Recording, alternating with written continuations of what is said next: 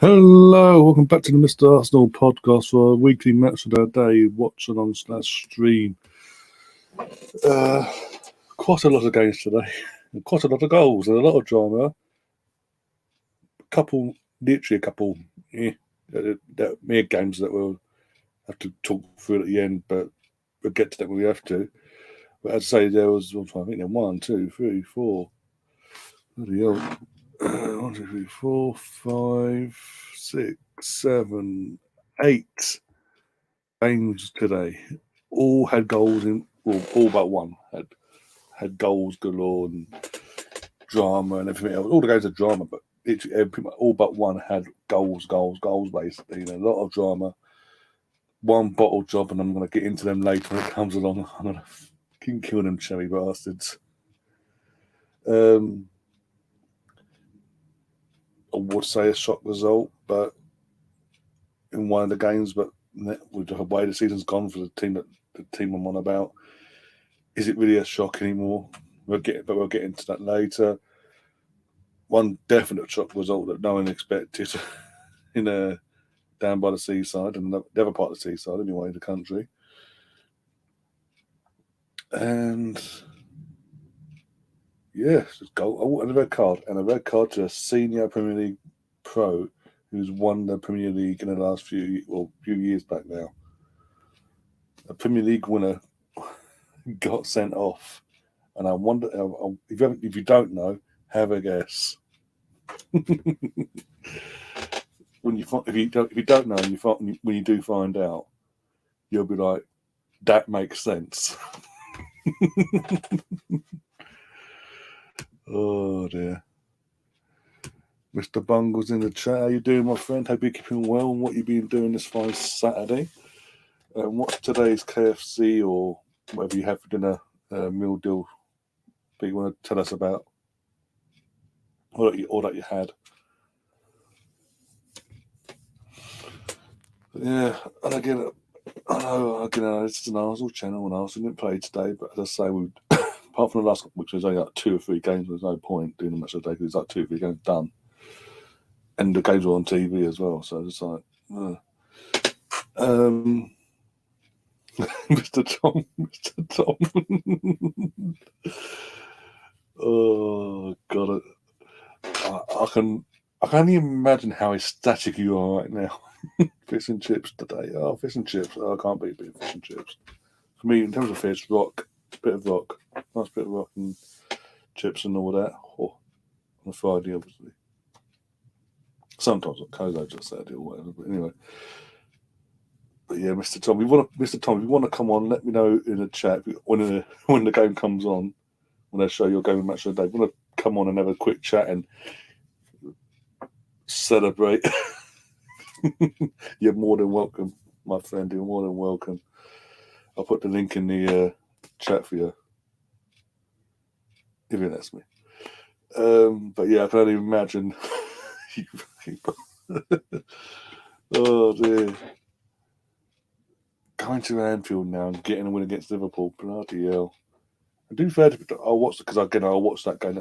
That and the Man City game today I did watch live.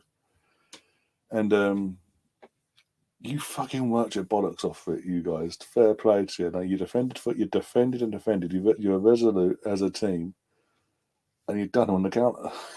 You tried to do it a few times. You tried doing it, and then when you did, we all know what happened in the scenes and the limbs and everything. And him taking his shirt off and just, and you got your manager going, giving it some. Beating Liverpool was only for the big clubs. Well, then Arsenal a big club then. Everyone, in that case, everyone bar Bournemouth this season that has actually beaten Liverpool, home or away then, are a big club. The ones they lose against are small fry, basically. Big. The thing is though, with Liverpool going into that in a sec. The thing for Liverpool, if Arsenal were to do their job tomorrow and win, we go 15 points clear of Liverpool, And who have they got next in the league? Tottenham. Hopefully there's a dull 0-0 draw. They both drop points. We win next week Sunday against Chelsea. Hopefully, touch wood. And we only 16, 17. We could be about 17 to 18 points clear of Liverpool if we play our cards right. Or if it's a draw. Well, at one point, because we play early in the day on Sunday as well. So if we win tomorrow and then next Sunday, we will be 15, 16, 17, 18 points clear. If they draw against Tottenham, this is fantastic, we will be 17 points clear.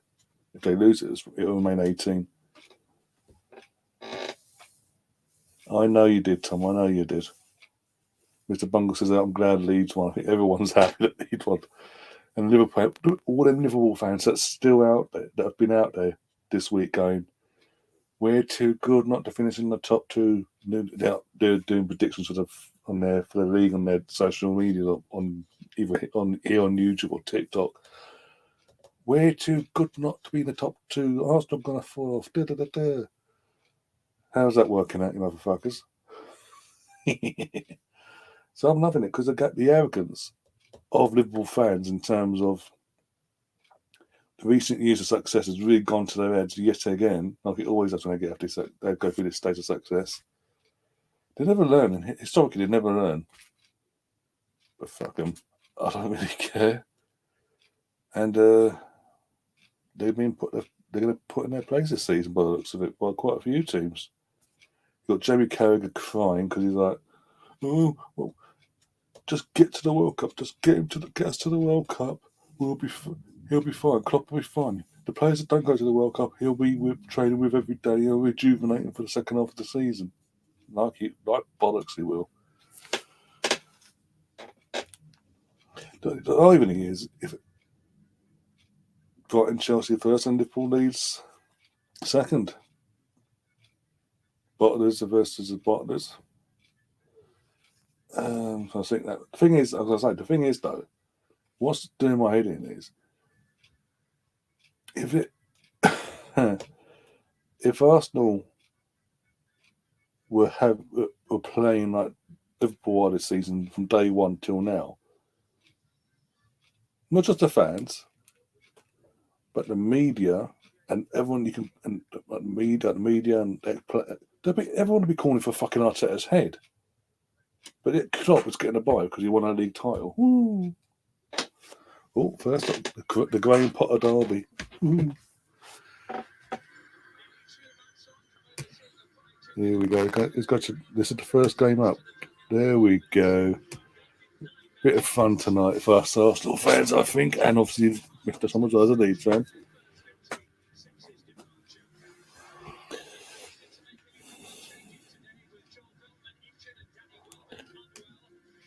You'll never beat the Leeds. We just did, but never mind. Yeah, but Liverpool never. Yeah. I'll be honoured and gracious. Okay, give me a second. I'll put the link in the chat for you. Oh, here's Door. Oh, I cannot wait, mate. I cannot wait. You're coming to our ground now. We're not going to your place, but you're coming to us. And the last time you played us, under Miami as well, before we got a month or so before we got sacked, we put a beating and pumped you. So I'm more confident than what I would be if we was away tomorrow. In terms of, I believe we'll win because we're at home. That's the main thing, being at home. But yeah, can't wait. If you're around, what time you get in there tomorrow, Door, as well?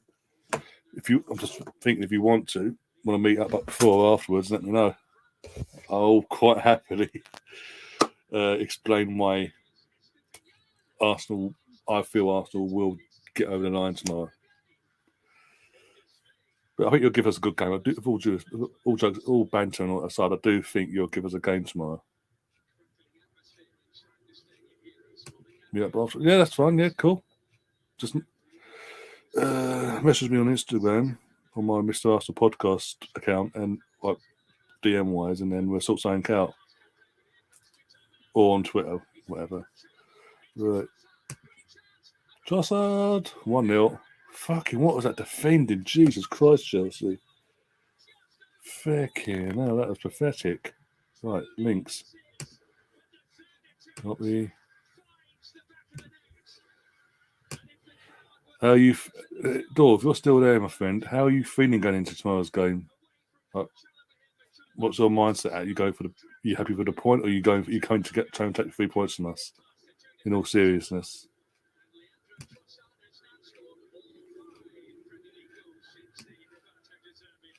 Oh, it's been a pain in the ass. Of course, it's going to be a pain in the ass.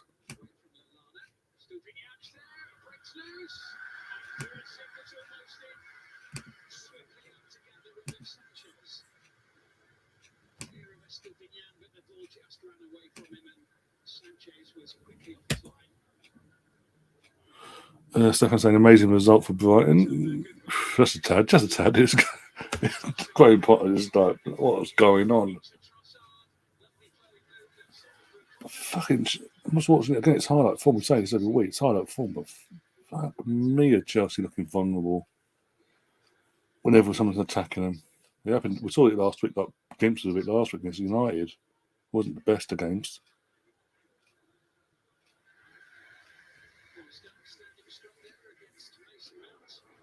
I'm trying to think. See if I've got to find you on Twitter, my friend. He's not letting me put in the chat for some reason. Okay, oi. Oggy from Loftus Cheek. Oggy. Oi. Oh, dear.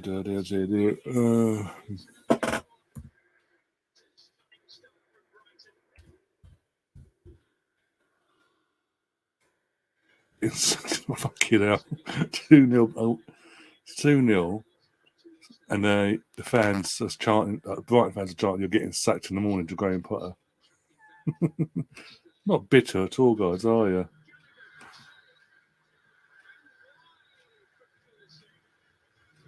Oh, fair enough, Stefan. That's fair enough.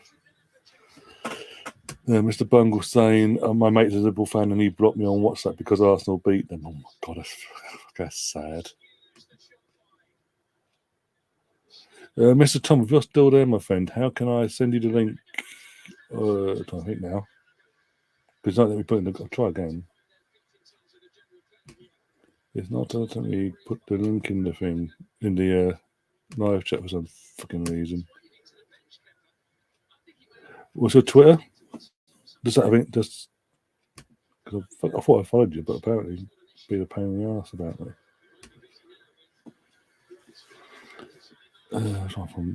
It's from there actually. Going via paste the tweet. Fucking it across post, sorry.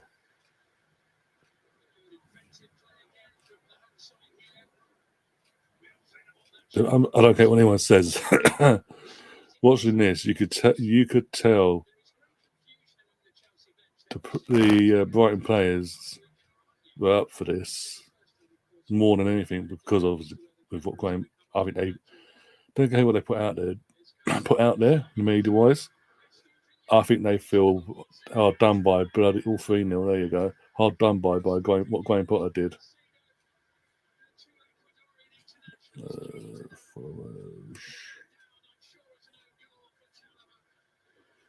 No, you don't want to do that, do you? Couldn't make it that easy.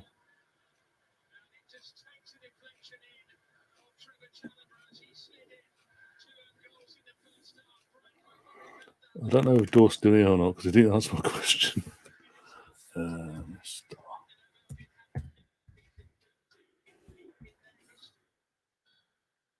This the one, I believe. I'm about to find on the street. Yeah, Leeds fan. There you go.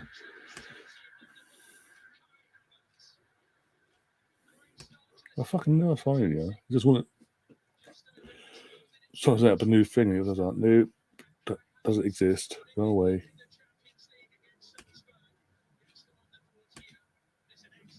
Oh, what has it been a pain in the ass for? Seriously.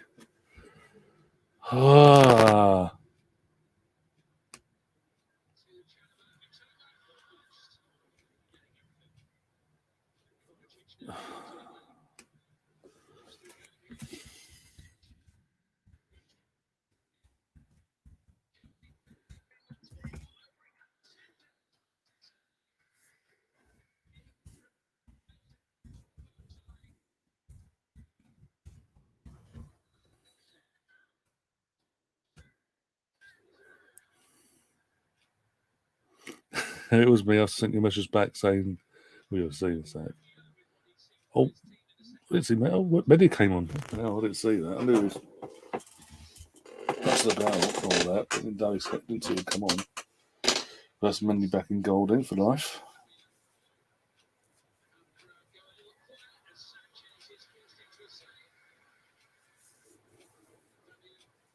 Oh, poor Aubameyang. What a shame. The second coming back to the Premier League to set it alight and prove Arteta and the Arsenal fans they know nothing wrong and all that. Oh dear, what a shame. It hasn't worked out so far. The dreaded curse of number 9 at Chelsea is struck again by the looks of it. Saying that I've got to play him next week, so I'm saying all this and getting all mouthy, but there you go, 4-1. Nice and easy. His goals, every goal has been avoidable from Chelsea. Literally, it's just piss poor. He said, well, Thiago, look, what was that from fucking Mendy? Seriously, just from the first place. But look at the defenders they have, and it's just pathetic how the goals have gone into been leaked by Chelsea today.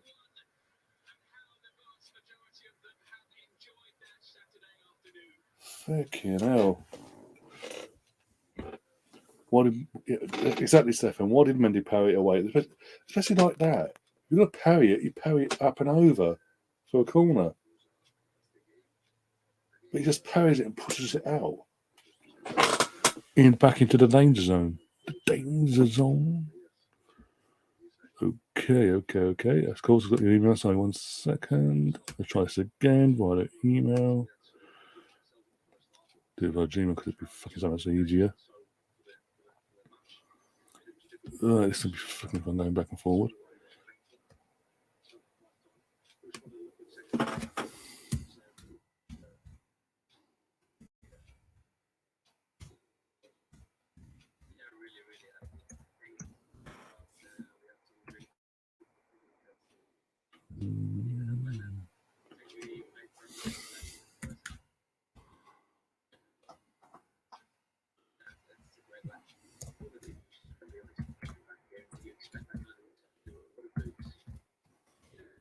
There we go, found you. And send. Yay! Don't know why it's fucking streamers playing up recently. With the old link, sometimes it works, sometimes it doesn't. Shit goal, yeah, just a tad. And maybe that's the reason why, since Graham Potter came in, why Kepa was his first choice goalie.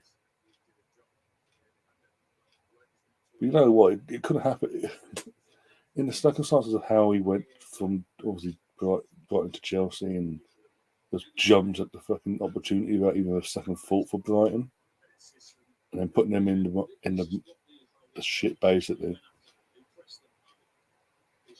No, fair play to Brighton for obviously winning the game. But I'm actually happy for the new Brighton manager, because I think this is wasn't it? Yeah, this is their first win under the new manager as well. What are the odds that was going to happen when he first came in, especially when he was leading against on his debut, leading against Liverpool at Anfield 2-0, got pegged up to 2-2 and then almost lost 3-2, but then drew 3-3. A couple of bit flying on his live on BBC. Who's playing this year in that final out of interest? Oh, here we go. Mr. Tom in the Dark. Yay. There he is. So apologies for doubling up there. Hello, everyone. Did anything interesting happen today in the world of football? I don't know. I think I've got some big teams lost tonight. Big teams. Just a small team in Liverpool, isn't it? Yeah, we're not talking about Everton, are we? So just, no. Everton actually turned up today, somewhat ish. Their defence did. Yeah. That's what I said. Ish. Their centre back pairing are quite. Who would have known that Connor Cody and Tarkowski wouldn't let in a lot of goals? I know. Who would have thought? And only cost them about 5 million between them. Yeah, one of them was on loan as well, with an option. Yeah, but the loan is loan to buy, and it's about 5 million. Fucking hell. I believe it's because he's obviously at the back end of his contract. Yes. Oh, there's Ray.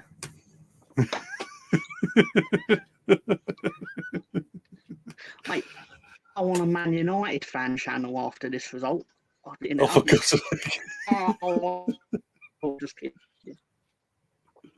I'm joking. We caught dead on Man United channel, but you know. That'd be a bit of a bloodbath, I think, with the old history and all that. Yeah, we're not the greatest of friends. Although, to be fair, our list of rivals it'd be like a scroll, like you unfold a roll of wallpaper and it'd just be a list of team names. The only team we don't hate is like Arsenal and I don't know. It's hard. It's easy to list all the 100 teams we don't like. like you, off the top of my head, it would be Bradford, Hull, Middlesbrough, Sheffield Wednesday, Sheffield United, Man United. Obviously, what's Man City? They're like the enemy of your enemy is your friend. Yeah. Obviously, Galatasaray can go fuck themselves. Pardon my language. Sorry if any children are listening. Should be in bed, really, shouldn't you? If we're being honest. Well, it's Saturday, it's Halloween, so yeah, all them sweets we bad. 10:48, exactly. All that candy, mate. Yeah. Sorry, I'm going American, but yeah, all those sweets would make you a bit sick if you're still awake. You should probably be in bed. Anyway, Well, your game's on, by the way. Chelsea, Tottenham.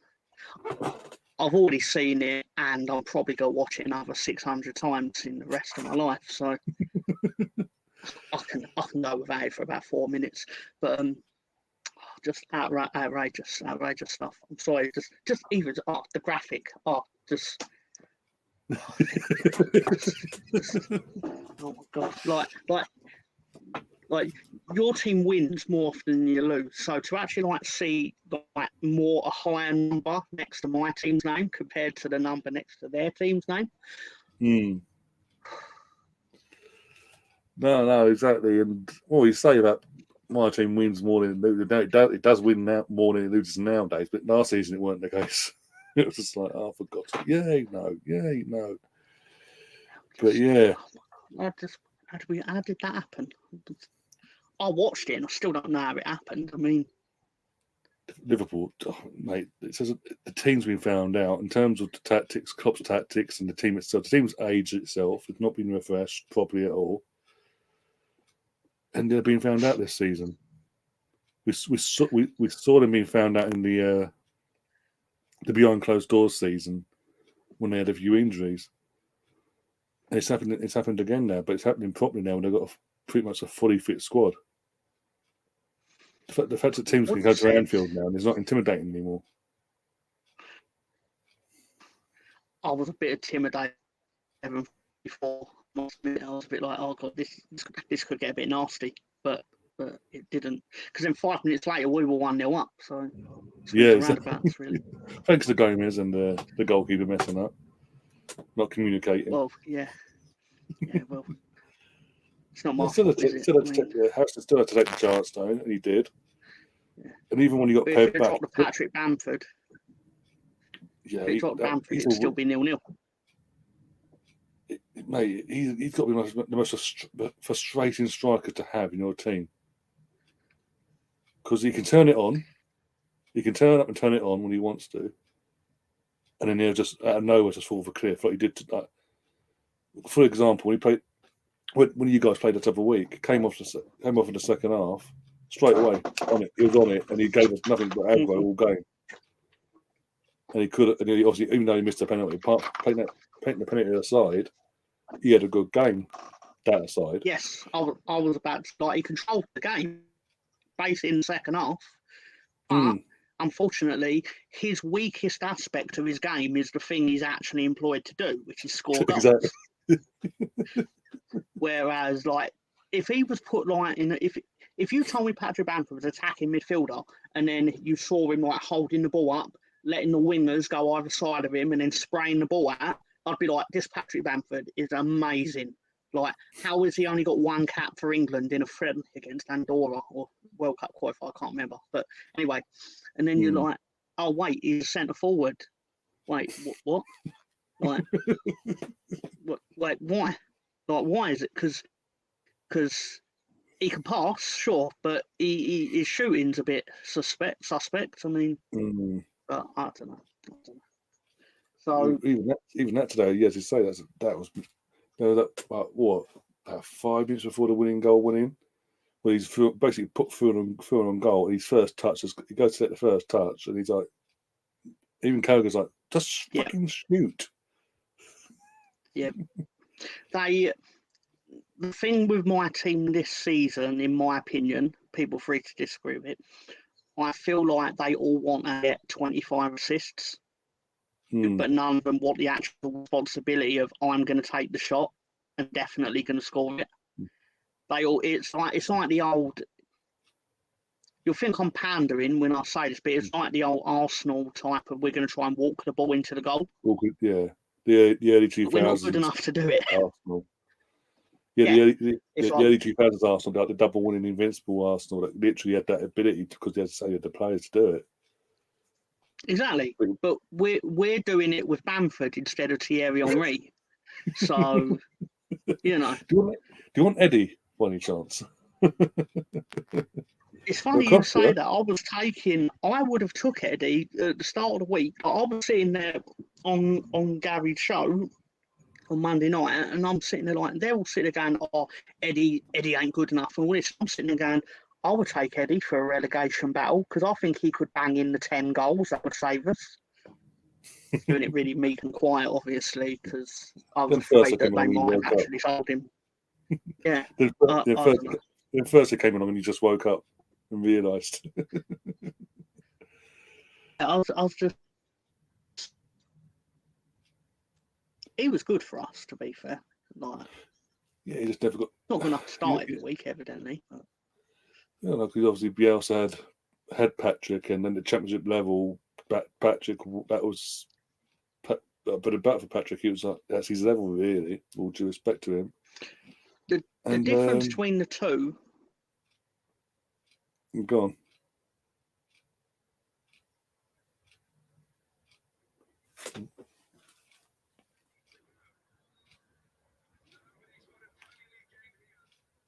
Well, I think Tom's frozen. And what was it? You're back, yeah. Yeah. Sorry. To me, the difference between Eddie and Bamford in the Championship was Patrick Bamford's physically stronger. Yeah. So in those matches, like literally the cold night in Preston or cold night in Stoke and things like that, Bamford was the one Bielsa would trust to hold the line as such, because he would literally be in a fight with these guys. But, yeah.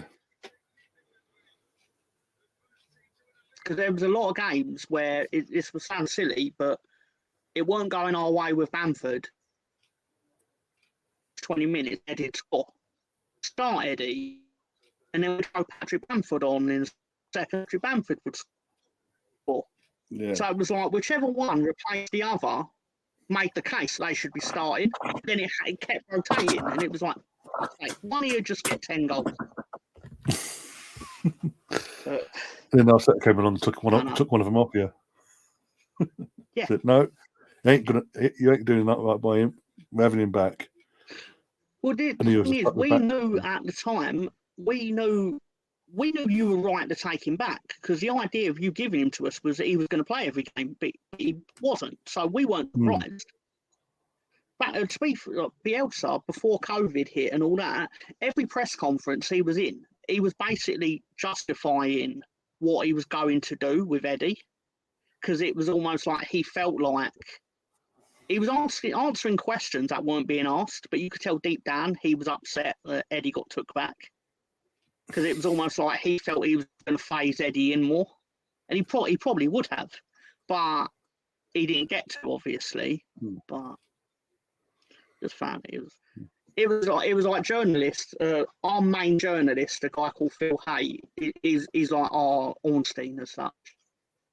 He was basically sitting again, and then he spent the next 40 minutes talking about Eddie and Nketiah, who went back to Arsenal 6 weeks ago, sort of thing. And he's telling us, he would have done. It's like, but they took him back because you never played him, or not because you never played him. That's not true.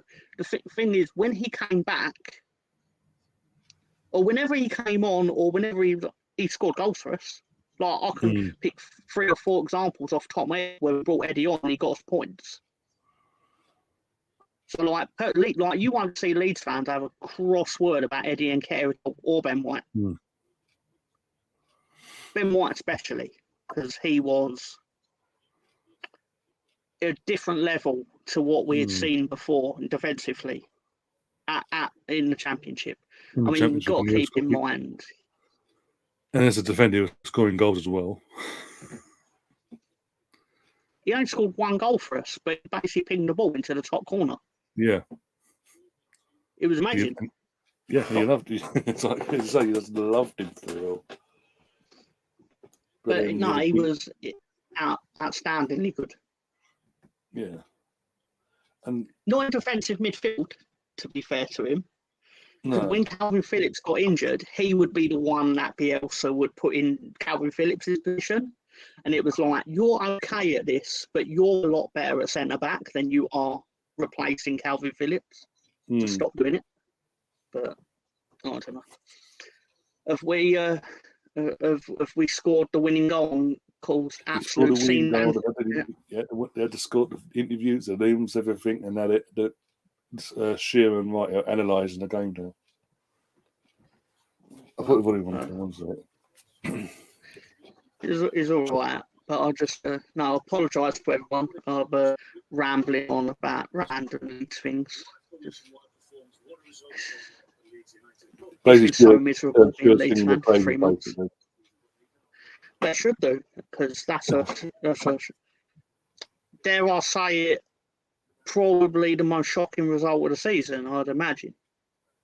So far, yeah.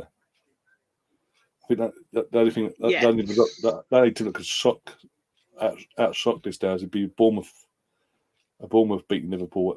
Obviously, Bournemouth now. Be at Bournemouth later on in the season. So after today, I very much doubt. People. I say people forget. It only just occurred to me that in the last 8 days, Liverpool have lost to both Leeds and Nottingham Forest. Yeah.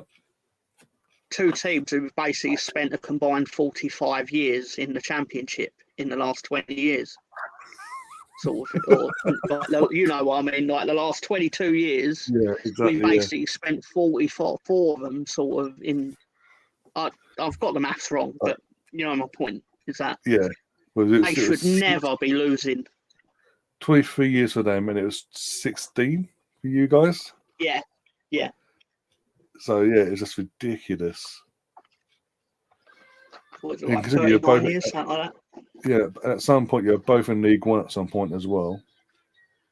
Yep. And we beat Liverpool. Flamenco won the Copa a little bit, whatever you can call it.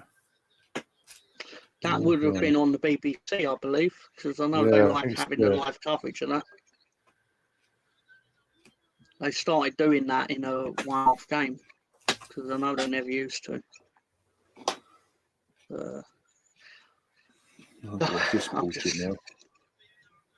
Who's up next? Bournemouth, the Bottlers versus the Spuds. I know this won't go down as a popular comment for your audience, but that was a result that my team personally needed to happen. It's one of them results where my team needs Bournemouth to not win that game, but I wouldn't have been incredibly sad had Spurs lost that game. Either way would have been all right for me. Yeah. No one's ever sad when Spurs lose. No. Because realistically, my team... Yeah, exactly. But realistically, my team ain't competing with Spurs. So Spurs picking up points doesn't really hurt me. It hurts you, obviously. To the extent, yeah, only because I just can't stand the bastards. Yeah. Yeah, just... There's no need for them to exist, really. We made North London relevant. We had to move from South London to make North London relevant. Finally, I think the same with that Manchester United. Like, we could have thrown the North, really. Like Yorkshire could have just fought to one big team, but no, Hull and that had to get a bit funny. Like, well, Sheffield was the world's first football team. Yeah, but you're all shit. Sorry, just causing. Sorry, all the Sheffield United fans out there in the chat.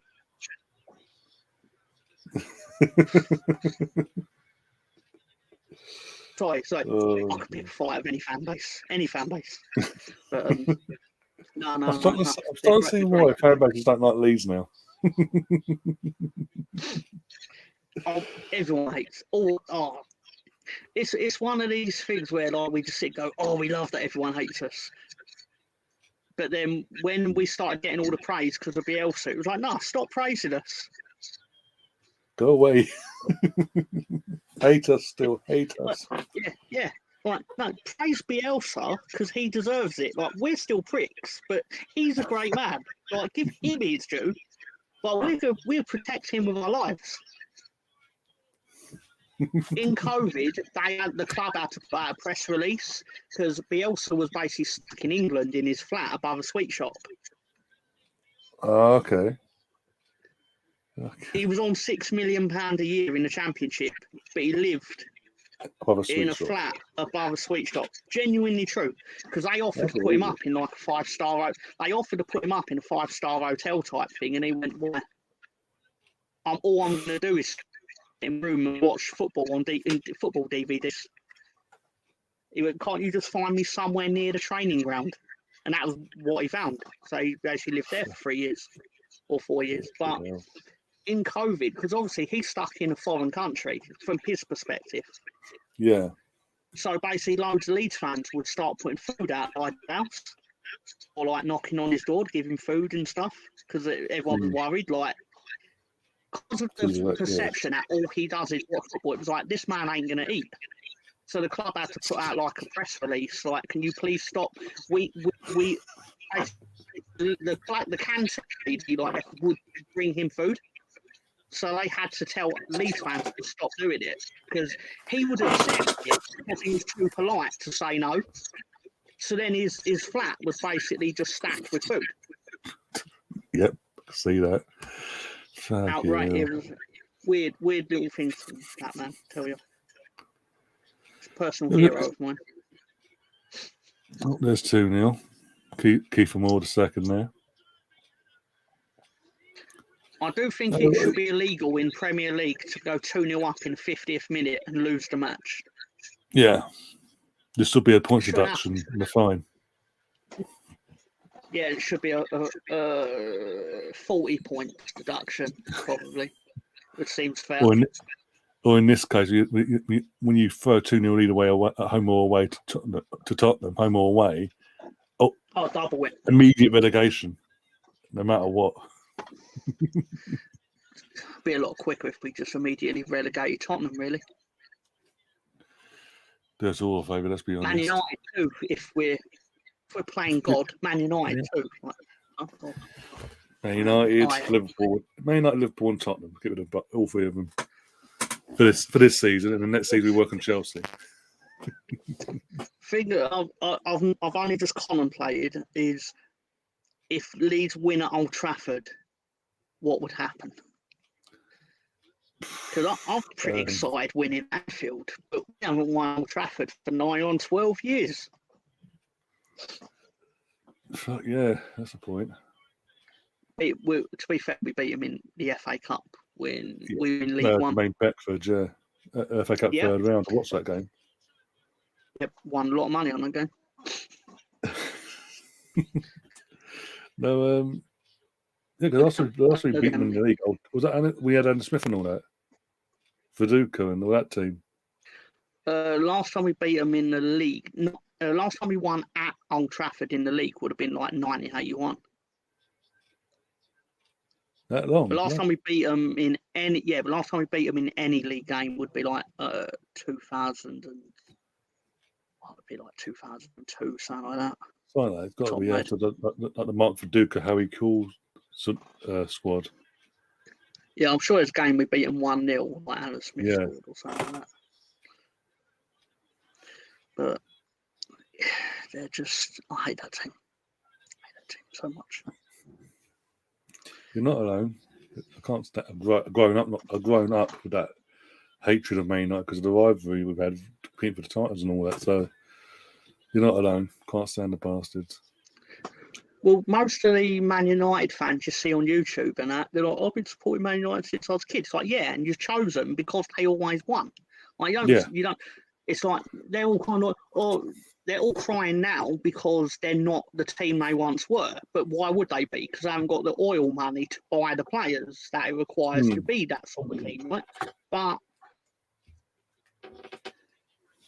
come on now, Stefan. We've done that a minute, but anyway, I love you, Stefan, but come on, you've got to be quick on draw, mate. Yeah. He sorry, it's thrown me off. I forgot what I was on about. We talk about Man United fans, and obviously the young United chose because they're successful and not. Yeah, but like they said, like this ain't good enough. This ain't like it used to be. It's like, yeah, because you only supported the team because they won every week, and now they don't win every week. You don't like it. I'm used to my team losing every week, and that's why I get sick of it because it's miserable. But I'm not going to suddenly start supporting a team that wins every week because that'd be boring. It wouldn't be right as they're not a team. My team is Leeds.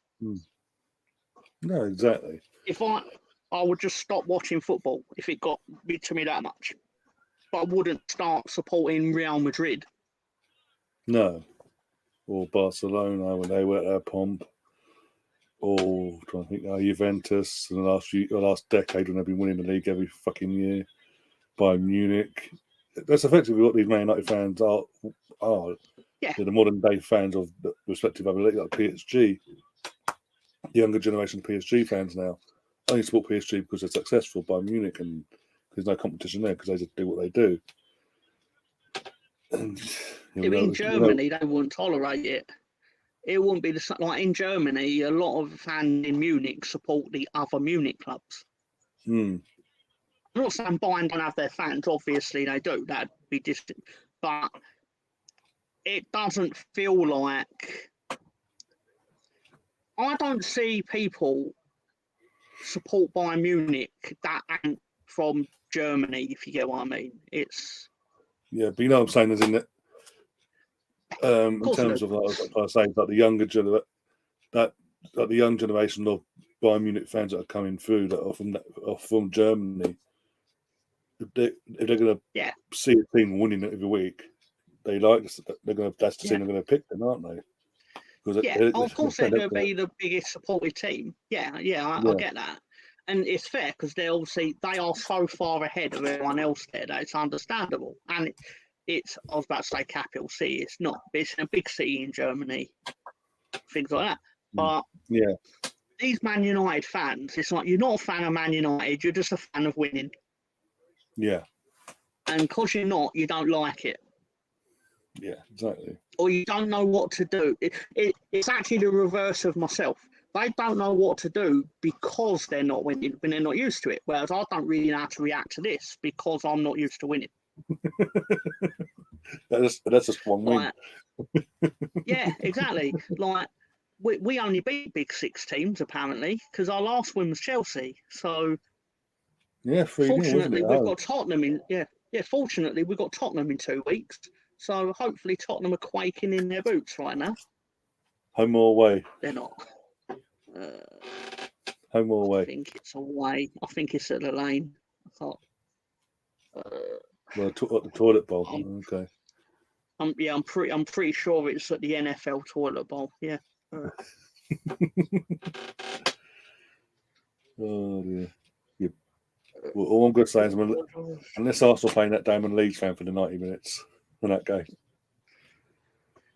Well, get used to some crazy football. Yeah, it's at Tottenham, unfortunately.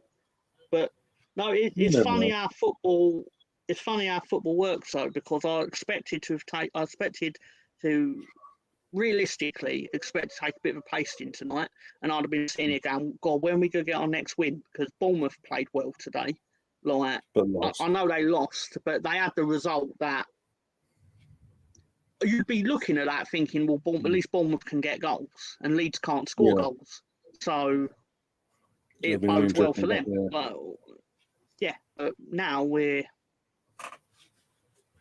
I know it's sort of like Liverpool expected to walk in, not play however they play and get 3 points. We can't afford to do that against Bournemouth. We have to treat them with the respect that a Premier League team deserves.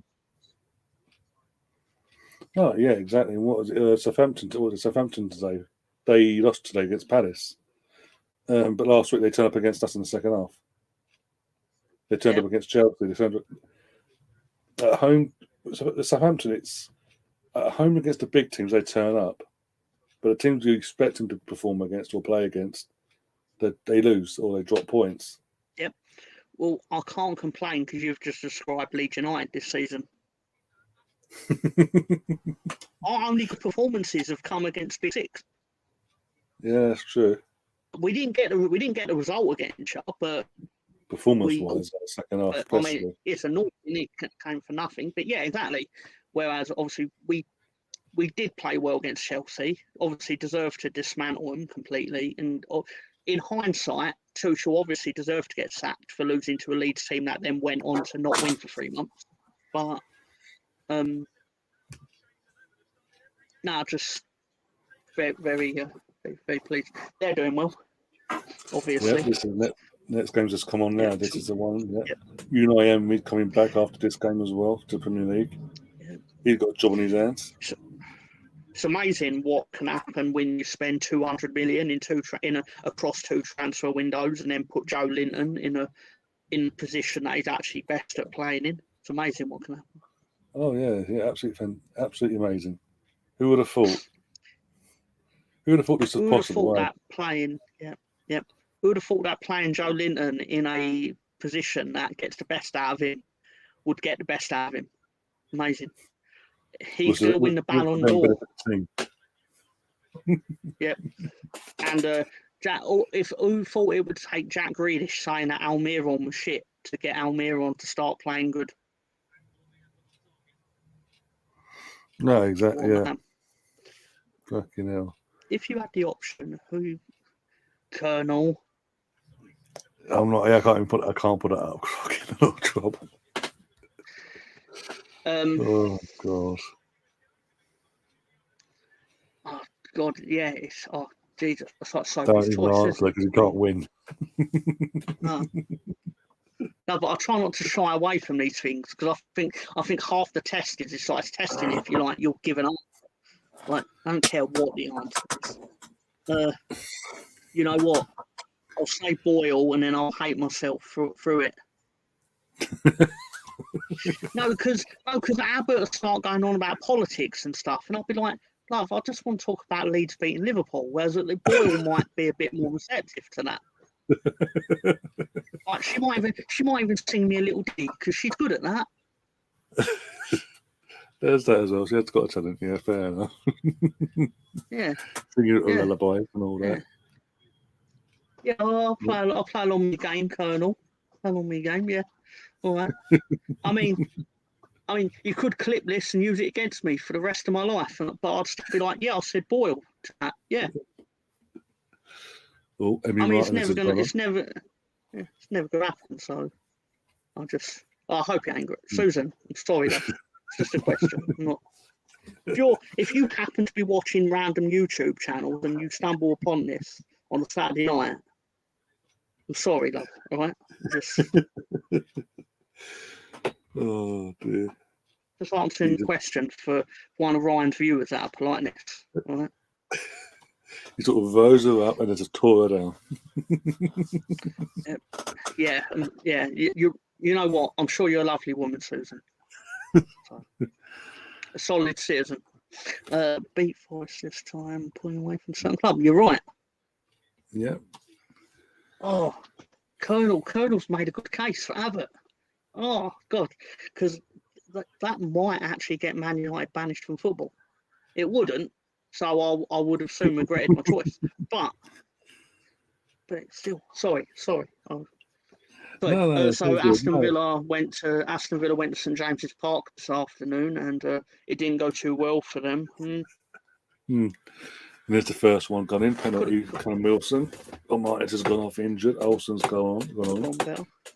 Well, I believe Wilson is in my fantasy team, which I've not changed since the opening game. So fair enough. How's that going? I believe I'm bottom of the Stoop League, although I might not be bottom because I think I got Callum Wilson who scored twice.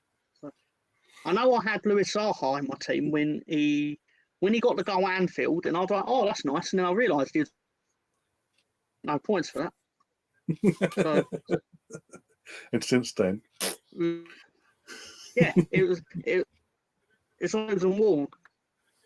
Got her own back on me from the past. She was like, you thought you was, and then you're like exact same thing.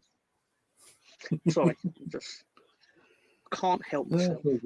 Just can't help myself. I'm just nonsense. The king of nonsense. So, there's his second. Fucking hell. Jesus Christ. Even though Emery's got a job on his head, I don't care what anyone says. He's a miracle at Villa. So. yeah, but they'll chuck another £200 million at him in the summer. As long as all he's got to do is make sure they don't get relegated.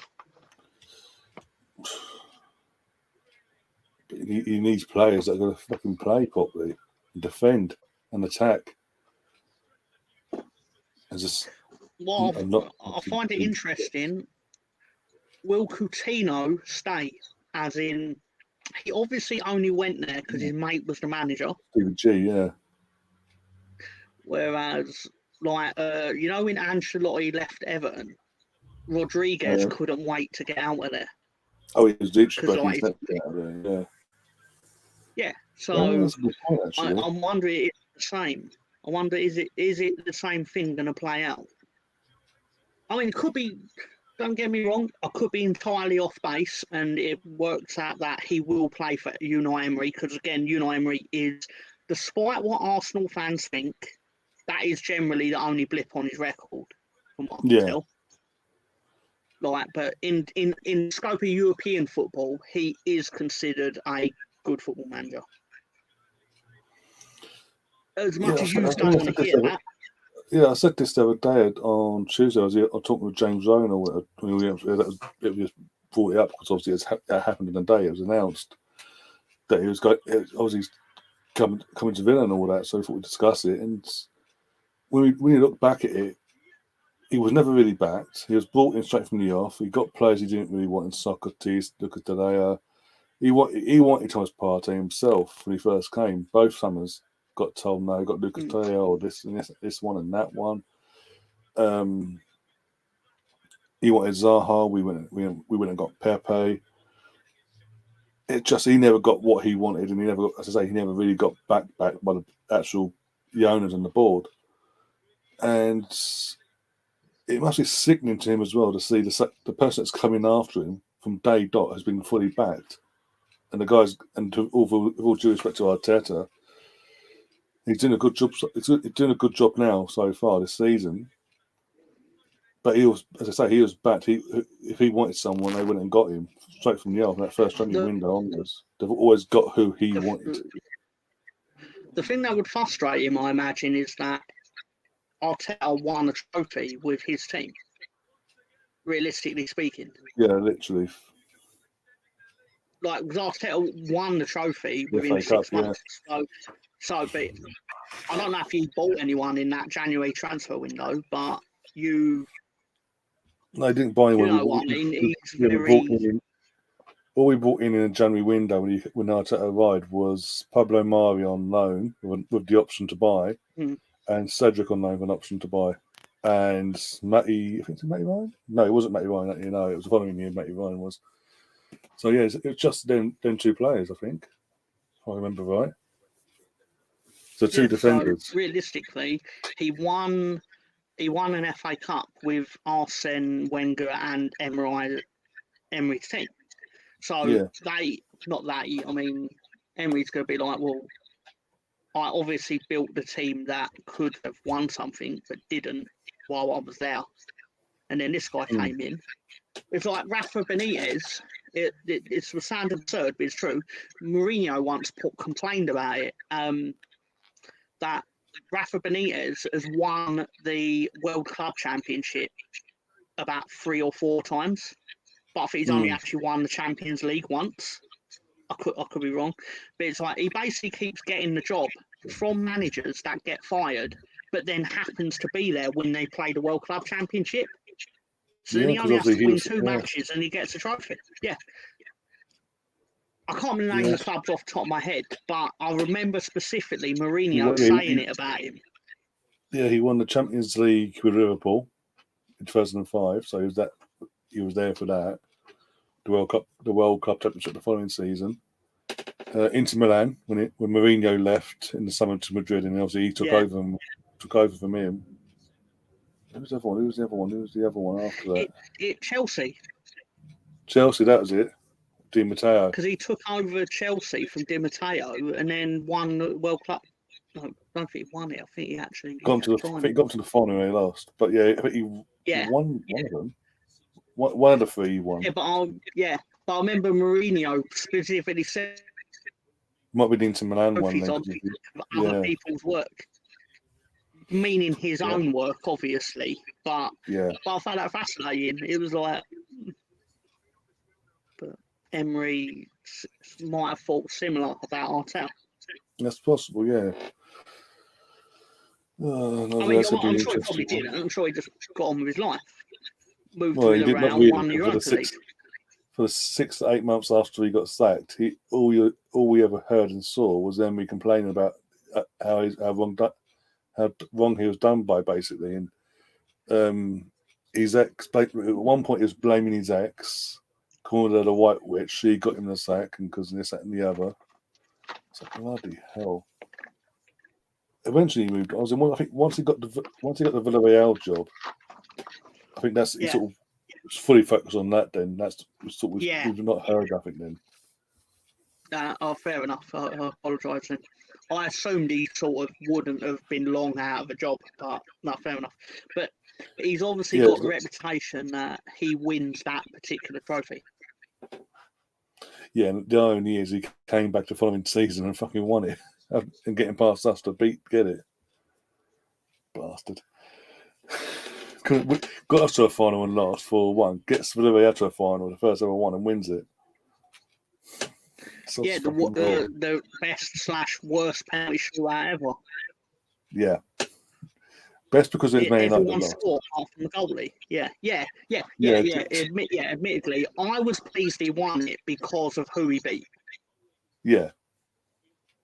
That was it. That was it for me as well. Yeah. But it was, as you say, every player took a penalty. No one missed until David De Gea stepped up. Yeah, because even the other goalkeeper scored. Yeah.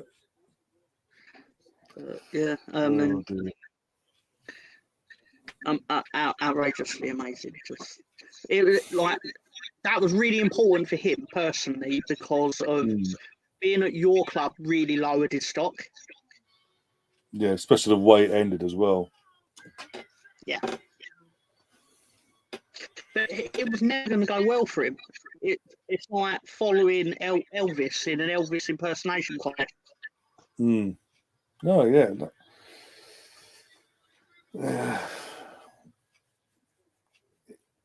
Like, you're set up for failure following Arsene Wenger. Yeah, exactly. Same as, like, in my opinion, Man United should have kept David Moyes longer than they did. Yeah, they should have done, but they didn't because they are spoiled brats and believed they were entitled to win everything. That's true. That's true. I'm guessing Wolves is up next because someone's mentioned Wolves in the chat. No, I think it's Leicester City versus Man City because it's a big like the favourites and all that in terms of the title. Yeah. Well, yeah, it is really. I mean, at the moment, it looks like it's going to be them and you. As it stands, it looks like it. Yeah, obviously we've got three more league games before the World Cup. So we've got Forest tomorrow at the Emirates, our last home game for the World Cup. We've got Chelsea next Sunday lunchtime away from home, and then we've got Wolves away. And I think obviously I think we definitely should win tomorrow. Beat Wolves and Chelsea away. That's going to be the. Depends what Chelsea turns up, depends what Arsenal turns up. Could be a point, could be 3. We don't know, but if we come bare minimum 7 points out of 9, I'll take it. And then obviously we then wait to the Boxing Day then for the next game. I generally didn't think you'd get anything at Chelsea next week now. But at the same time, I wouldn't have been shocked had you beat them. No. So it's one of those. It's your average Big Six match, I suppose, where whoever has it whoever the ball drops for on the day usually wins it. But don't know. And for the last two seasons we played at the Bridge, we've won there. So yeah, recent history. I mentioned that. I mentioned that yesterday, but I did say that they weren't too pleased with this. But I was like, but you beat them at a time of the season where they didn't need the result. The first one, the 1-0 against Chelsea, not last season, the season before was they didn't need it. Last season they needed it because there was still a few points difference between us at that time, and it got us back into top 4 base because I was just teetering on the edge at the time. Yeah, but I mean, generally they were always still going to finish third. Like they would have needed a proper collapse after losing to you to not get. They still had to play Leeds, so they were going to get those 3 points. Yeah. And you were going to play Leeds, so you got those 3 points, and then you were a game closer to. I can't believe we let Eddie score that goal.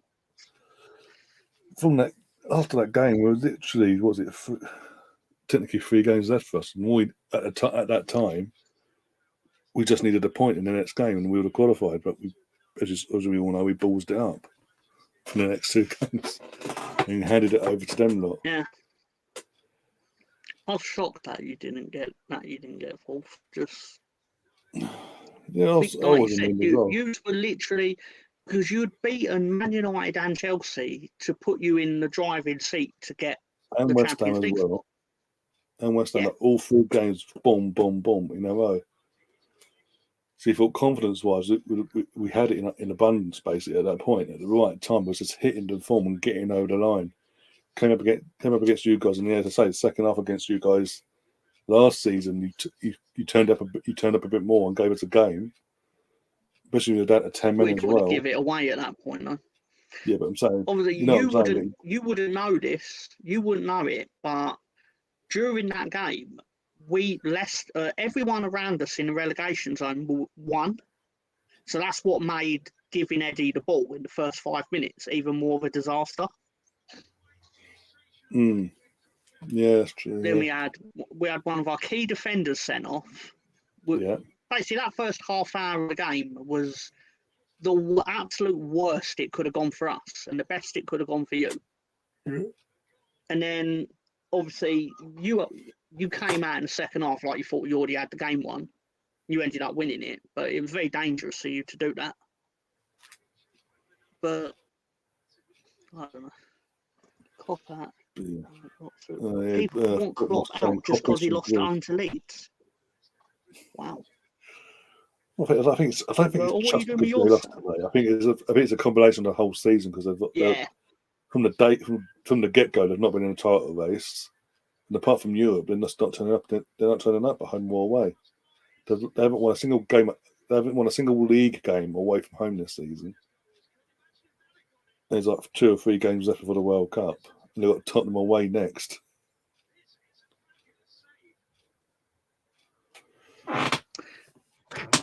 A must-win game tomorrow. I'm going up on the screen now, one sec. Yeah, we got Craig Anthony for one. My friend says Arsenal's a must-win game tomorrow after seeing the rest of the Premier League games. Lose or draw will be embarrassing. I don't work home. If we'd been away, I'd be more concerned. We had a door in here earlier in the chat, and I said if we were playing at the City ground tomorrow, I'll be more concerned about how we go about things tomorrow. But I do think us being at home is a blessing in one sense because obviously, and plus it's the last home game for the World Cup. So Arteta will get the players motivated as much as he can, and obviously the fans will be up for it in terms of getting the players that little bit more of a buzz, basically. If we can get an early goal in the first 10 to 15 minutes, I think we'll be fine. It's if it goes to half time 0-0, and the longer it then drags out 0-0, that's when you start getting concerned. The worries start creeping in. Yeah, but I mean, the reality is, even if you are serious about being a top 4 team, let alone winning the title, you need to see off Nottingham Forest comfortably. Yeah, definitely, yeah. Or not even comfortably, you just need to beat them. However, like the Leeds result, I imagine for Arsenal fans, that second half was like pulling teeth, but you won. That's a tad. Well, you was here in the chat the other day, popping in every now and then. I did. I saw it. But I mean, you got through it. We got through it. Yeah. The win is 3 points, regardless of like Haaland can score 5 goals in a match. They still only get 3 points. No, exactly. And what's really annoying me in the last couple of days is a certain person in Spain has shown his true colours yet again. Oh, we knew his mindset anyway, for most of us anyway. But all season he's been having to bite his teeth, bite his teeth, tongue, whatever he wants to bite. Because he couldn't complain. No matter what, he couldn't complain because we were getting the 3 points. And because we lost the way we did on fucking Thursday, he's come back with a vengeance and gone, see, I was right. Arteta is useless. Da, da, da, da. We've lost 2 games all season in all comps. One of them we deserved to lose. That was on Thursday. We just didn't turn up on Thursday. The first one of the season, the first defeat of the season was unlucky. We just got caught out in the wrong moment and we never recovered. It is what it is. But other than that, we've won every other, apart from Southampton on Sunday last week, we've won every other game. Yeah, I mean, by 2, 3, whatever. I was about to say, what more can you expect? Well, obviously, expected to win 12 games or whatever it is, but yeah, exactly. I don't know. I just think, like, I would give my arm for Leeds to be in a situation where losing to PSV is considered a disaster on a Thursday night. It would be. I'd love it. I'd love to lose in a European game with PSG where, but as long as we beat FC Zurich next week, we're in the next round. Amazing. Yeah, you're in the next round anyway. We're at home. The only real difference is, are you going to have 2 weeks off compared to PSV? That's the only difference. Yeah. Stefan, it will help you out. Oh, sorry. No, go on. Yeah, go on. Finish off and I'll answer his question. No, it's not important. It's not important. Please, do you think? No, I was going to say is, we're doing two watch-alongs tomorrow. Gary's going to host the men's one because I'm at the game tomorrow, the men's game tomorrow. So Gary's hosting. I'm trying to sort out a panel for him as well, so he's not in his own. And I'll be back in time for the women's game at 6:45. So we do, as I say, 2 watch-alongs tomorrow. But thankfully, they're a bit more apart than what they have been for the last couple streams we've been doing for both teams. But yeah. And Craig's asking, would you change any? Oh, cool. Go on. I was going to say, am I right in thinking your women's team have won every game this season? Yep, and we've won. We're 100% in the league. It's like 4 games in, won all 4, and we're playing West Ham at home tomorrow, so that's 5. And we've played 2 games in the group stage of the Women's Champions League. Beat the European champions on their turf 5-1. Won Thursday night gone. You beat Lyon. We beat Lyon 5-1. absolutely obliterated them on their turf. That's a serious result. And that was without Vivian was put on the bench for that game as well, which was a bit concerning. But then we did what we did. Beth Mead is doing what she does best and scoring and creating goals in that game. She got 2, one from a free kick and one from open play. Manham scored. I'm trying to think who else. I remember now. Been that long ago. But we played Zurich early in the week. Without the help of the referee, by the way, on fucking Thursday. We won that game 3-1. One of our new signings scored 2 goals there. So yeah, we're doing. The women's team's doing well this season. Haven't lost or dropped any points so far. And then in qualifying, because we had to do a qualifying round for the Champions League, we played the Ajax women's team and got through 1-0 on aggregate. Basically. I remember you doing a stream on that. Yeah. You won at Ajax, right? At Ajax, I got us through. Yeah. I remember Vivian's a Feyenoord fan, and she's a Feyenoord fan as well. So that was a bit of an interesting one. She scored the goal, put us through.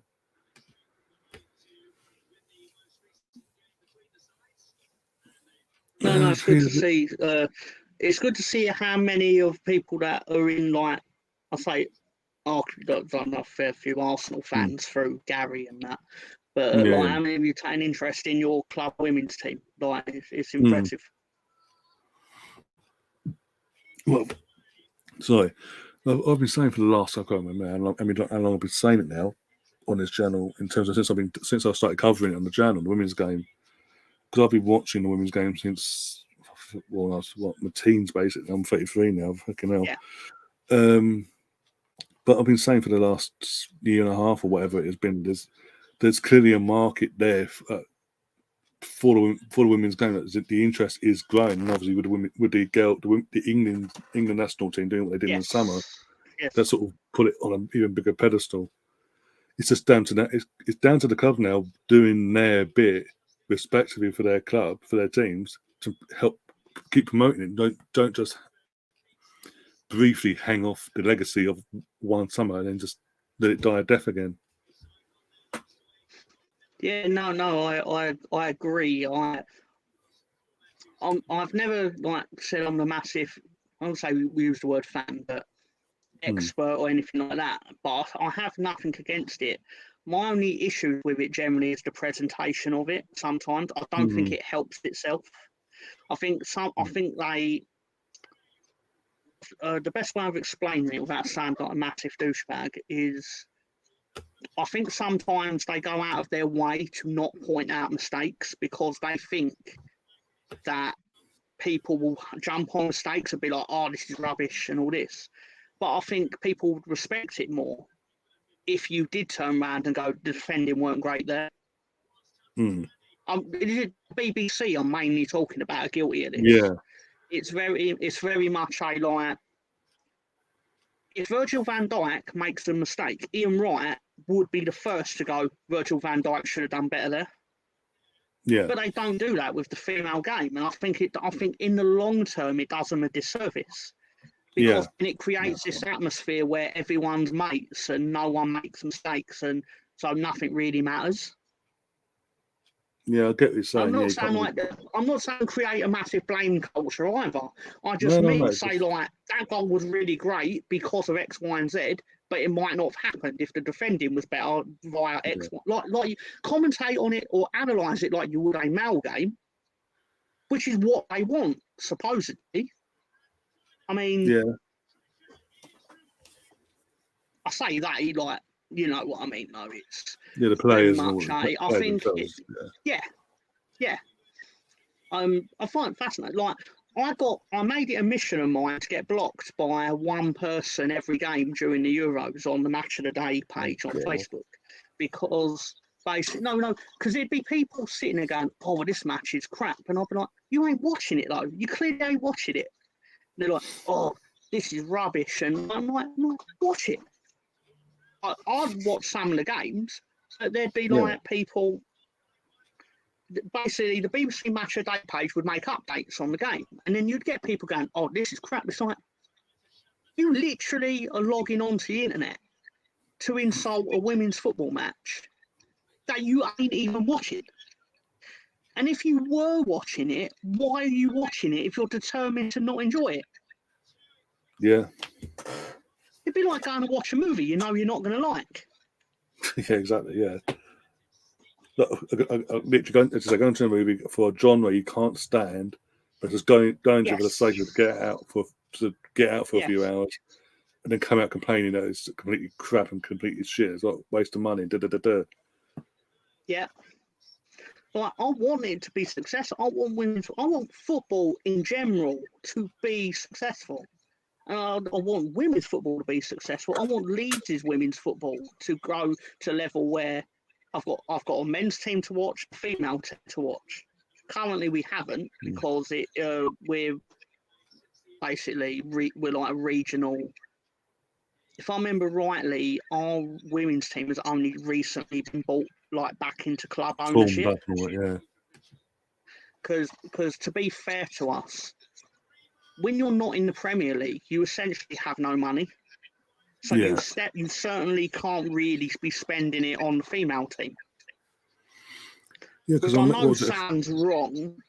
But... No, because I remember a few years, was it not say a few years ago, when Charlton Athletic got relegated from the Premier League, their women's team were doing really well that year as well. They got to the FA Cup final and this, and they're doing really well in the league. And because the men's team got relegated from the Premier League, the owners decided they wanted to dissolve the women's team, basically. Yeah, the women's team completely kicked off. It's the first expense you've been off is female team. I'm not saying that's right. I don't think it is right, but it's something that happens. Yeah. Craig's asking as well, what are your thoughts on Arsenal only having £50 million to spend in January? For me, it's nowhere near enough. We need 50 years. That's me. Probably the thing is, though, you've got to remember, take what you see and hear from the media side of things, be it social media or media about papers or whatever, and journals itself, with a pinch of salt, until the actual window opens and we actually start doing any business, then you can assess what. Because they'll say £50 million, but we'll be a guarantee. January will come along, it'll be linked with X, Y, and Z, and one player will be 35 million and whatever because it's a January window. The next one will be like 35 to 40 or 40 to 45, whatever, and then the money will start adding up. It won't be broken down enough. I think telling that £50 million that they're now reporting on, they say we've only got £50 million, won't be the case. So it's just people. And you've got to remember they need. Arsenal fans they need and want Arsenal fans to have a complete meltdown because they get the clicks and views from it. Because at that moment, apart from obviously Thursday's result, we haven't had much to complain about this season as a fan base, and they're hating it because they're not getting the reaction they're used to, the media. So they're trying to find something out of nothing, and hoping some fans latch onto it. There's more money in. Like, just in the YouTube game and whatever, there's more money in despair than there is in positivity. That's just an unfortunate reality of these things, is that people gravitate more towards the emotions that come from bad things. Yeah. That's like you haven't mentioned names, but I know who you're talking about based on the content that certain individuals create, and it's like I'll name an entity like AFTV is the granddaddy of this whole thing, and they say that they're not profiting off of Arsenal doing badly. But it's also disingenuous to say that your success wasn't on the back of Arsenal not doing well. Like, I've never felt it was fair to say they wanted Arsenal to do badly, but at the same time, they grew because the results were bad and the entertainment that was derived from their over-the-top reactions to what happened. No, exactly. Yeah, and the other person I was on about earlier, you had that was part of that platform at one point, twice part of that platform, so he knows the ins and outs and what, as I say, what ways to work and get his channel growing basically to where it has done, and keep and maintain it basically. Exactly, like Stefan's now on the head. That's it. Yeah. But at the moment, again, apart from Thursday, we haven't had much to complain about or vent about, etc. So obviously, you can't just go venting for the sake of venting, because you'll then come across disingenuine and to find a point on it. The certain person in Spain, up to a couple of weeks ago, was doing watchalongs on for the Arsenal games. Whenever Arsenal scored, his guest will be absolutely going mental every time Arsenal scored, like celebrating, going, ah! And he's just sitting there, and he's staring, and he's just thinking, for fuck's sake, can you please lose so I can complain and complain? Yeah. And it was it. I was. Someone called him out. Sorry, Basically, Terry from the football talents called him out, because obviously they did their collabing as well, but called him out, and he's like celebrating basically. And then out of nowhere, he starts celebrating. He starts a bit of a not complete celebration, but celebrating to an extent of, well, I can't look disingenuine. Look, I'm doing it, guys. Yeah, like I was about to say that I can't think of a time where I would not celebrate a Leeds goal, but it actually happened last week, because, and I feel justified in this, but we were 3-1 down in the 92nd minute, and then we scored to make it 3-2. Now fair enough in that. Yes, because we weren't playing well. We wouldn't have deserved to get anything, really. And at the same time, I didn't then think we were then going to go and get an equaliser. So it was just like, all right, well, we've turned 3-1 into 3-2. But generally speaking, I would not ever sit there and hope my football team lost. Ever. No. That will never happen. Actually, tell a lie. I wouldn't have been sad about losing on those occasions where, had Arsenal beat us, Man United would not have won titles. Those were defeats that I would have stomached. But at the same time, I would still, generally speaking, always sit here and be like, well, I want my team to win. And I don't. Of course, yeah. Even if someone said to me, you could have a YouTube channel with 4 million subscribers, as long as you don't want us to win, I'd go, no, I'd rather have nothing.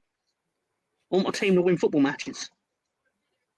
Don't get me wrong, what I want's irrelevant, because we just don't win football matches anyway, in general. Tonight, the exception.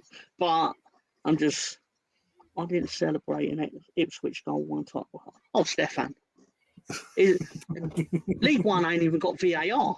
I mean, that was interesting. You know, the first thing I said, Ryan, I swear it's true, when we got the winning goal, I literally turned and went, has it been confirmed? Because I didn't want to be like, Spurs on Wednesday. Yes, where running, I didn't want to run down the street, like the equivalent of the touchline. Didn't want to run down the street, run around the bollard, and then find out, oh no, actually it's 1-1 and there's 5 minutes left because of stoppage time. But in Big Six rules, it's basically the game ends when Liverpool score the winner. I'm like, no, let's not do that. I'd just be sitting there like, no, I was like, is this a goal? They're like, yeah, it's a goal. I'm like, we've won. Sort of thing, but yeah, but still, I was careful. I was like, Bamford didn't foul anyone? No, the ball deflected off him because he can't control the ball. But then it fell to Somerville, who did a bit of magic, and then what? So we scored because Bamford shit. Yeah, I was like, sorry, yeah, I impersonate conversations. Sorry, yeah. It entertains me anyway. So, yeah, that was in the Championship. I can't remember the opposition in the night match. Oh, they trialled for one game at Huddersfield versus, I can't remember they're playing now. They're at home a few weeks ago, and they're trying goal line technology. And during the game, it decided it weren't going to work. It just the ball gone over the line and all that malarkey for Huddersfield. And the goal, obviously, the detective watching it go off and nothing. So he's like, no, play it. And it turned out the goal we made a mistake, sorry. But then Huddersfield are thinking, well, we fucking didn't. We lost basically because of you. There's a match recently I could have the teams wrong. I think it's Hull versus, it's either Hull versus Wigan or Hull versus Birmingham. I'm probably wrong both. But basically, one of the goals was taller than the other. Hull versus Birmingham City, yeah. Yeah, right.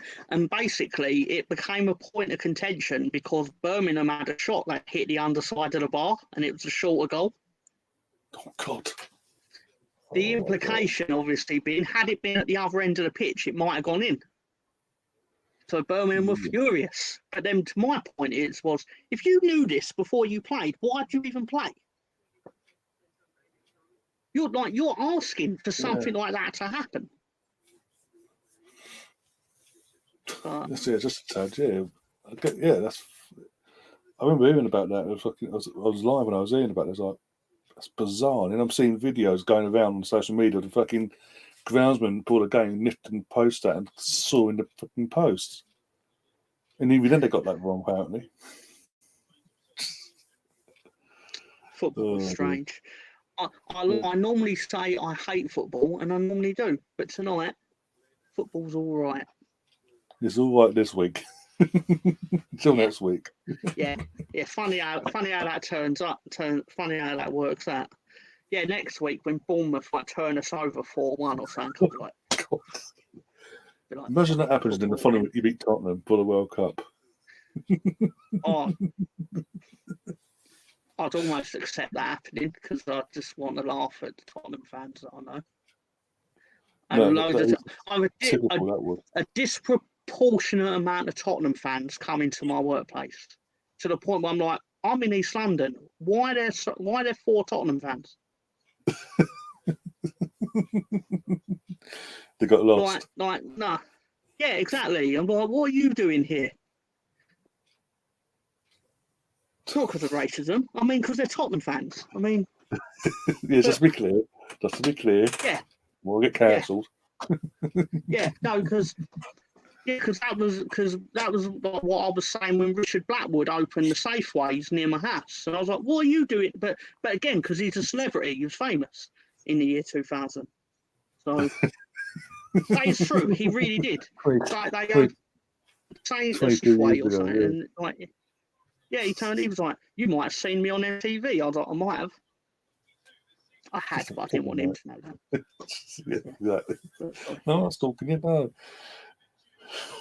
I didn't even tell him that I had his song on cassette. Cassettes. Oh my God, I make me feel old. Cassette. That's how old I am. Cassette. Yeah, that's how old we both are. Bloody hell. Yeah. Get the old blank cassettes as well. The old mixtapes from the fucking radios. Like literally. To Mr. Ryan's chat, I'm so sorry. I can't help being the way I am. I'm so sorry. I'm just. There you will have you. Craig's asking as well, Maddison or Savage, who would you pick? Whoever was cheaper. Well, in that case, then, because of the English tax and the Premier League tax, because you're coming from a Premier League club, I'd have to take Savage then, because fucking no way are Arsenal in January going to spend over the odds for Maddison just because it's halfway through the season. Because they're desperate for money. That's the thing. I love the stock that Arsenal fans put in the January transfer window, because I don't know what you expect from it, because it's not designed for teams at the top of the league. It's designed for teams to buy their way out of trouble. Well, it's just even in general for the teams that are top, it's just buying in squad. Apart from Liverpool buying Diaz last year, even then it was a squad player. It's a squad. It's to add to your squad. Yeah, it's very much an outlier like that. You get a big money transfer. I know people are now going to turn around and go, "Oh yeah, but Torres was bought in January for Chelsea or something like that." But generally speaking, the real multi-million-pound transfers happen in the summer. Yeah. And these are generally. This is where basically my team is supposed to buy our way out of trouble. But last year we decided not to. We thought, no, we'll just stick with our manager and our 15-year-olds. And then 2 months later, we were like, no, let's sack him. But... Oh, yeah. Well, I was going to say earlier, but about Bielsa, it must have left a sour taste in the mouth of Leeds fans, the way Bielsa was just, in the end, outed the way he was.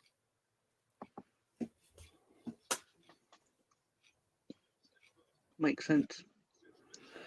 Craig in the chat saying, Stefan, I don't come on YouTube to rant. I've been supporting Arsenal since 87. All I want is Arsenal back to where they belong, winning the league titles like they did in 89, 91, 98, 2002, 2004. But yeah, some thing is, Craig, as we know, there's some out there just hell bent on having us freaking go through the mill, basically, just to get their views up and get their sub count up as well, because it gets their money. But that's the way YouTube, as we've just said, that's the way YouTube works nowadays. So, but I'm not. It's not going to change me in terms of this channel. It doesn't change what I do over here. So, it is what it is. I can't personally just rant for the sake of ranting, just in the hope it fucking gets a few new faces in and all that. Yeah, I find that I go on more Arsenal channels than of any other team in the. I've not even been on the Leeds channel. I wouldn't want to, in all truth, as silly as that sounds, because I know what I think about Leeds. I don't care what other people think about Leeds United. I'd be lying if I. But when Leeds first got promoted, I was like going on YouTube, see what people thought, and then the more I saw it, I was like, no, I think I'm right. So I'll just stick to what I know. Yeah. Oh dear. Because I find that I say Leeds, like every football team's like this, but Leeds Twitter, for example, all day today has been absolute despair from people. Like, oh, we're going to get hammered tonight. Oh, this is going to be like. And I'm not saying they're wrong to think that, because in the back of my mind, it was obviously a possibility. But then 2 minutes before the game, the same people who have been all day going, oh, God, we could get beat 10-0 tonight, are like, at 'em, Leeds, get at 'em from the first minute. And it's like, I'm like, you've told me all day we're going to get thrashed, and now you're fucking what? Now you're fucking full kit. Yeah, you've gone full kit wanker type thing. And like, and now they're all this. I haven't looked, but these same people now are going to be like, they're going to be as happy as I am. But I sat on streams today going, we're going to beat Liverpool, knowing that we probably wouldn't. No, exactly. And people are like, oh, so why'd you lie? But no, but the thing is, there was always a chance Leeds could do something today because of how bad Liverpool been this season. But obviously, with as you say, your fans, you see your team week in, week out, but we see our team week in, week out. And you would have got into some, not the opposite of optimism, basically, where you're a bit standoffish and thinking, it's at Anfield, they're going to turn it, this form for Liverpool can't last forever. But it did. And obviously you benefited from that. So you can't. If the game finished 1-1, I would have been thrilled. Oh yeah, it would have felt like we won. It would have felt like we won the match if we had been 1-1. Especially that second half, where you literally, as I say, you just let them come at you in that second half and defended as one resolutely, and occasionally tried to get them the counter. And it just so happened that the last time you did that 1-1, it ended up in the goal. It's still not the best result we've had since being promoted. It will take something special to beating Man City with 10 men. Oh, fucking yeah. I don't know if you remember that happened. We got Liam Cooper sent off in like the 44th minute or something like that. I can't remember when. Then basically Man City had like 80%. Yeah, they had about 80% possession. Because Bielsa basically straight away, he'd spent all week training in the event that we ended up with 10 men. And basically was like, this is how we're going to do man-to-man marking. We're going to mark you in such a way that John Stones always ends up with the ball because he's their weakest passer. That's genuinely true. Bielsa had this mapped out. He was like, we're going to mark every player. So whenever we boot the ball back out, it's going to go to John Stones, who is going to come forward with the ball. And then we'll catch them out one time. And one of you has to score. Yeah, and that's exactly. what happened. Yeah.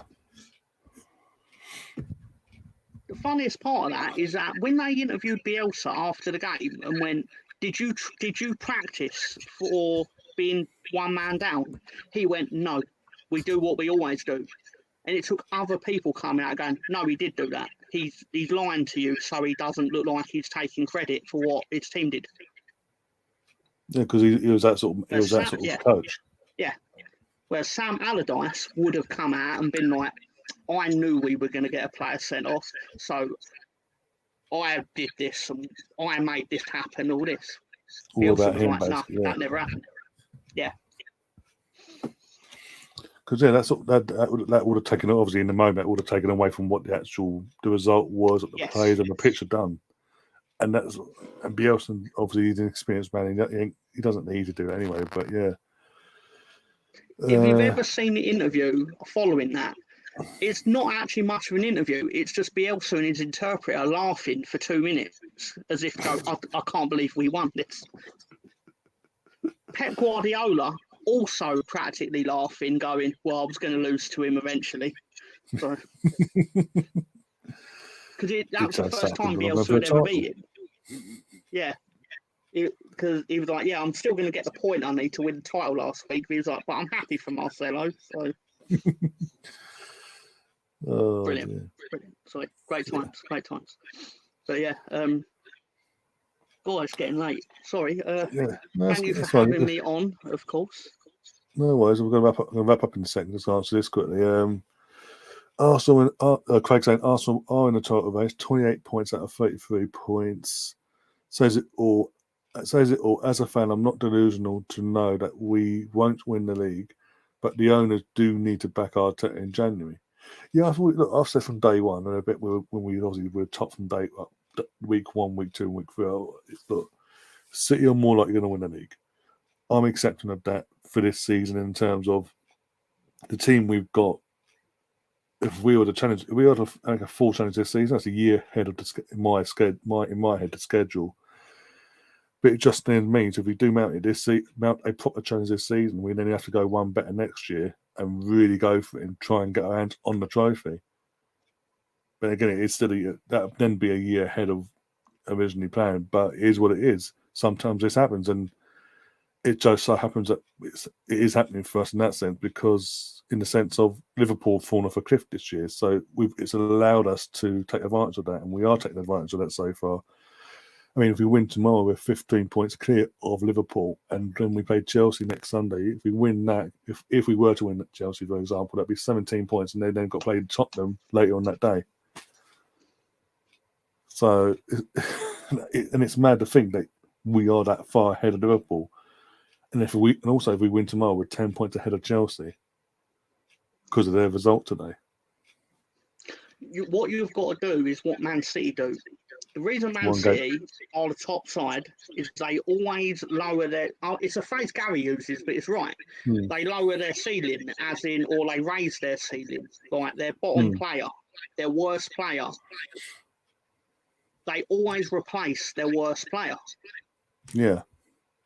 They were a bit jittery at the back. They brought in Ruben Diaz. Suddenly, their worst position became forward. Brought in Haaland. Now, I don't know what their worst position is now, but they'll replace it next summer, and they'll get even better. That's what you need to do. That's what every team needs to do, in theory. Yeah. And at the moment, I'd say our weakest position at the moment is having a proper backup to Partey for his actual position, and a proper backup to Jesus, with all due respect already, because what we're seeing already now is what we saw before, and it's a bit concerning because that doesn't bode well for a second choice striker that can hardly hit a barn door when a chance falls to him, like we saw on Thursday. But they're the two for me that we need to look at. If not necessarily January, one of them in January in terms of midfield. If he can find a striker in January, good luck to him. But I don't think he will in January. That's more of a summer thing we need to look at in terms of Yeah. and I think I said this other day before we wrap things up. If Arsenal, I said this, if Arsenal had finished in the top 4 last year, I think Arsenal would have bit the bullet already and just let him go for nothing, and then allowed ourselves with the law of Champions League football and the extra budget to go out and get Jesus and another, and then just pit them, and then it's like you got both pre-season, you both got pre-season, off you go, fight for number 1 spot, and then go from there. But because we didn't fall into that top 4, we obviously wanted Jesus, we on and got him, but we felt we didn't have the finances and we obviously didn't have the pool of Champions League football to go out and get another. So it's like, you know what, for the sake of a few million and a few men for contract wise, give him his contract. Give it a 5-year one, because if it doesn't work out after a year, he's got 4 years left. We can still get a decent fee for him. But yeah, it is what it is. Oh dear. Before I go, just say, oh, sorry. I was going to say, are you around tomorrow to help Gary out with the watch-along tomorrow as a neutral? You can sort of come on and keep him company. I probably could. It's 2:00 kickoff. The Arsenal men's game. I probably can. I'd have to see.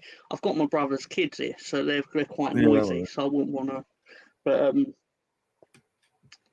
I'd be surprised if I couldn't. Yeah, I'd have to see what it's like tomorrow, obviously. But otherwise usually I'd just sit in the comment section on the Sunday, typing nonsense. But I probably could. Yeah, no worries. I feel like I see Gary more than I see my family. Yeah, that's. If you're not on his channel, you're on bloody fan circles, or on the stoop with on the stoop as well. Yeah. Oh, so, that makes me sound terrible. Makes me sound like I'm on YouTube all the time, and I am. So, no. In all seriousness, thank you for having me on, sir. Thank you for people in the comments for seemingly tolerating it. So, appreciate it. My after your result tonight, I thought, you know what, put the offer out there. Let you celebrate a bit more and get your happy mode out of system. Yeah. I've had months of misery, man. I sat on Gary's stream during because I was like, I talked smack in the lead up to that Arsenal game. So it was like, so I was going to turn up and take my lumps, but at the same time, it was like, I don't want to be here. I've no interest in talking about this match, apart from how fucking angry I have at it. But I was like, I'll be a good sport about it, but while being the worst possible sport about it at the same time. So. Seriously, thank you for the opportunity to express my thoughts on absolutely no problem. One specific match. Genuinely appreciate it. Thank you. Yeah, absolutely no problem. Hope you get back on again soon sometime before or during the festive period. Or during the World Cup, maybe. I don't know. Maybe the World Cup, because got the England games and all that. So I don't know. So apart from that, guys, we'll be, as I say, there'll be 2 watch-alongs tomorrow. Gary will be hosting the first one for the Arsenal v Nottingham Forest, because I'll be at the game. So obviously, I asked him if he could take over. He said he can. So I'm just in the process of waiting to hear back from other people to sort out a panel for him, so he's not on his own.